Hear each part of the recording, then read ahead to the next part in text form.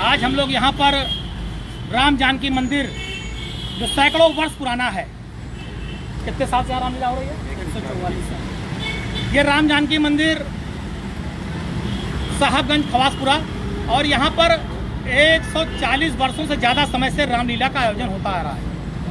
आप देख सकते हैं यहाँ पर हमारे बहुत ढेर सारे व्यापारी बंधु मौजूद हैं। राम पथ का निर्माण हो रहा है नए घाट से लेकर शहादतगंज तक।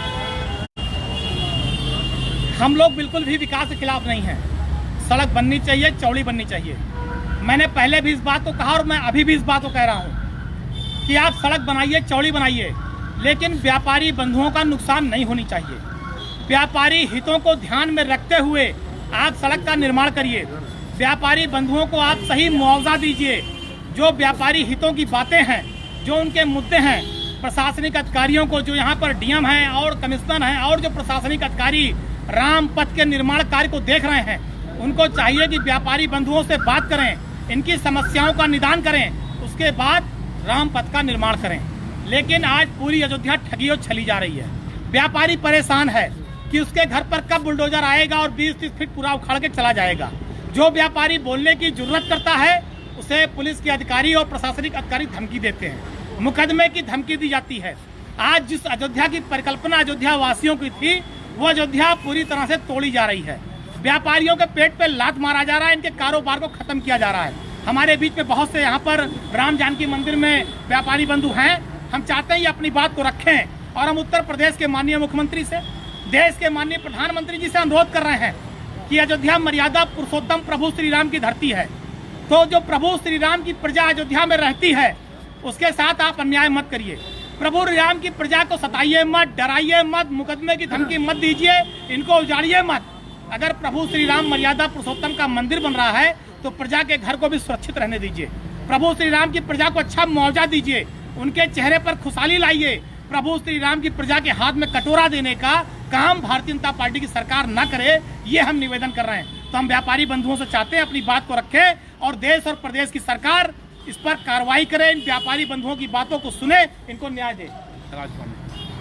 जी, मैं बसंत गुप्ता साहब है और रामपथ रोड चौड़ीकरण को लेकर करके जैसे हमारे पुरखों और दादा पर बाबा जो है आज काबिल और जिन्होंने बैनामा लिया रहते चले आ रहे हैं, और आज सरकार जो अधिग्रहण कर रही है मुआवजे के नाम पर, उन्होंने ये भी बोल दिया कि ये ज़मीन ही तुम्हारी नहीं है, जो कि दादा परदादा ने बैनामा इसका लिया है, रजिस्टर बैनामा लिया है।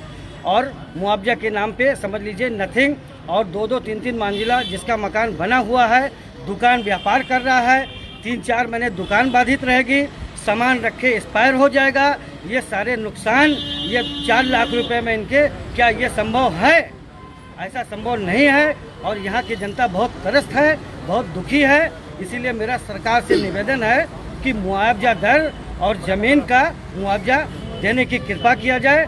बाकी और कहीं मेरा कोई विरोध नहीं है रामपथ पर। हम लोग रामपथ पे रहते हैं, साहबगंज में। राजेश कुमार जायसवाल मेरा नाम है। हम लोग रामपथ का विरोध नहीं कर रहे हैं, लेकिन जो हम लोग के दादा परदादा की जो ज़मीन है, आज हमको बताया जाता है कि ये जो है पर्चाशुदा है, ये नजूल है, फ्री होल्ड है। जब फ्री होल्ड खुला ही नहीं है तो उसका बैनामा कहाँ से आदमी कराएगा? पर्चाशुदा नंबर 1 माना जाता है, ये हम लोग को बताया गया है। और आज वो बताया जा रहा है कि उसके आपको मुआवजा नहीं मिलेगा ज़मीन का, मलबा का मिलेगा।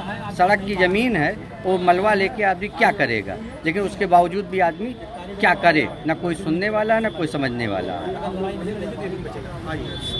बोलिए, नाम बता के।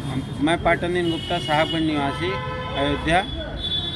रामपथ चौड़ीकरण के संबंध में जो बातें चल रही हैं, चौड़ीकरण से हमारे यहाँ किसी को विरोध नहीं है, लेकिन ज़मीनों का उचित मुआवजा नहीं मिल रहा है। ज़मीन भी हमारी नहीं बताई जा रही है।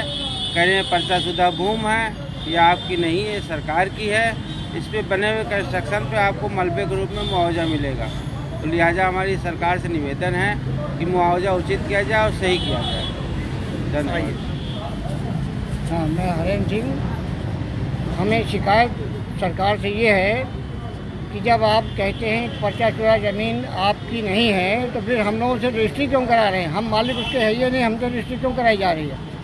और अगर पब्लिक को सारा उत्पीड़न करना ही है, ऐसे सबको तंग करना ही है, तो इससे अच्छा है एक बम गिरा के सबको सत्यानाश करके फिर से अपनी नई अयोध्या बसा लें। जैसा चाहते हैं वैसे बसावें। अगर पब्लिक को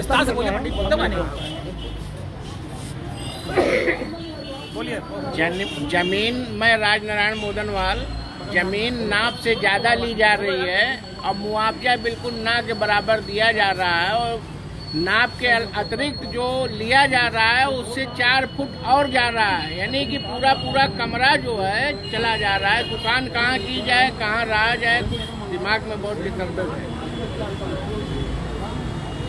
राम पथ का निर्माण सरकार द्वारा किया जा रहा है, व्यापारियों का उत्पीड़न किया जा रहा है। मैं सरकार से अनुरोध करता हूं, अगर उनका मकान और दुकान लिया जा रहा है तो उनको उचित मुआवजा दे। जैसे आदरणीय राष्ट्रीय अध्यक्ष श्री अखिलेश यादव जी ने कहा था, मैं 6 गुना मुआवजा दूंगा और इस नगर निगम में टैक्स माफ करूंगा। सरकार अगर इतना नहीं कर पा रही है तो 4 गुना मुआवजा करके बढ़ा करके व्यापारियों को दे, जिससे व्यापारी अपना घर परिवार चला सके और अपने रोजी रोटी को पुनः फिर से विस्तारित कर सके और उत्पीड़न न किया जाए। ये मैं गुजारिश करता हूं सरकार से, और अपने व्यापारी बंधुओं के साथ हमेशा मैं कंधे से कंधा मिलाकर खड़ा रहा हूं और खड़ा रहूंगा।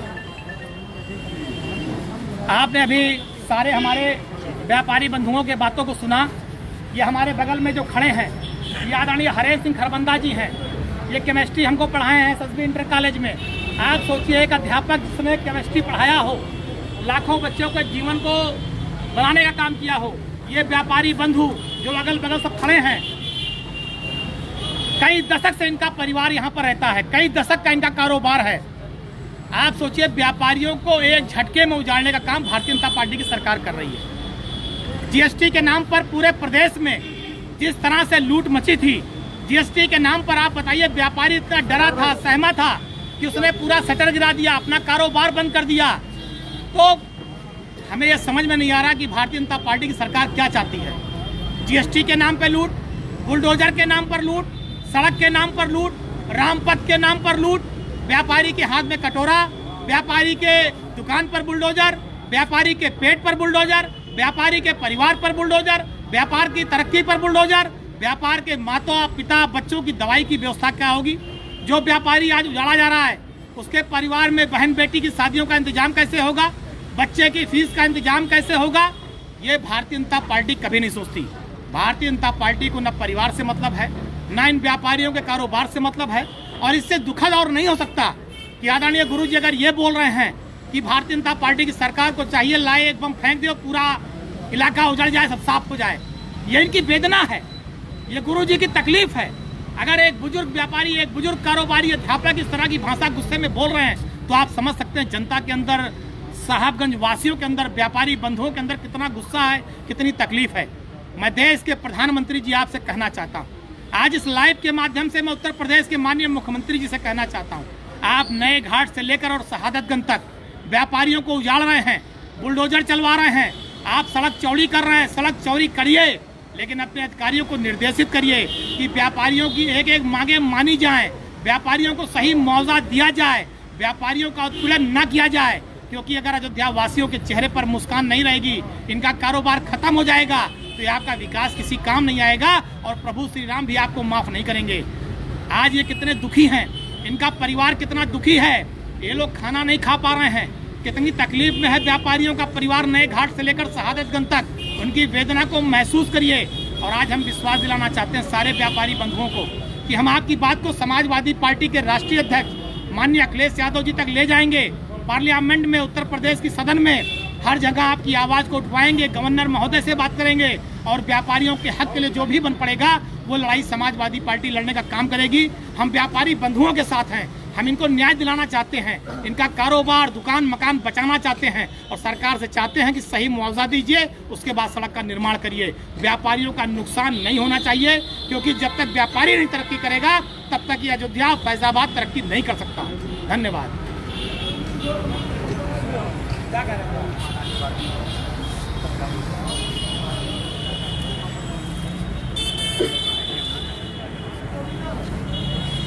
इसकी पूरी एक कॉपी हमको दे दीजिए आप, इसको हम राष्ट्रीय अध्यक्ष अखिलेश जी को दिखा करके उनको दें और उसके बाद उसको वो माननीय राष्ट्रपति को माननीय प्रधानमंत्री जी को दें, क्योंकि आपकी बात जब तक देश के बड़े पटल पे नहीं रखी जाएगी तब तक काम नहीं होगा। इसको रखना पड़ेगा और आप सारे लोग आवाज को बुलंद करिए, डरिए ना।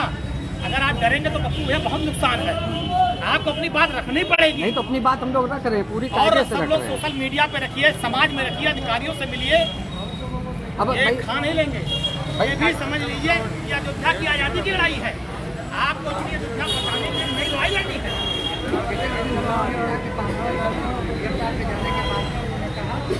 हो के रहेगा, इसका मतलब ये क्या हो के रहेगा।